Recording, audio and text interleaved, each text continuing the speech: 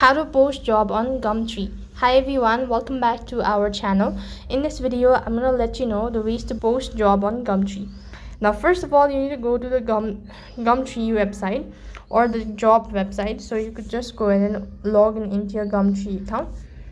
And when you're logged into your account, that's going to take you to this sort of field. So here what you have to do is you can go to the all section, and on this page you could go ahead and press on the job section.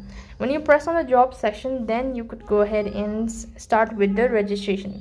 Now, first of all, you need to select for what. So you need to go with what is it. You can just go ahead and type in application for job or post for job. Now you need to go ahead and select the category, whether it's for accounting, contract, or whatever, and select the country of your resident. Next, you can go ahead and press on view job located right at the bottom, and with this you could go ahead and read all of these and click on post for a job. When you click on post for a job, then you could go ahead and post job on Gumtree. That's all for this video. I hope the video was helpful. Make sure to like, share, and subscribe to our channel. Thank you for watching. See you in the next video.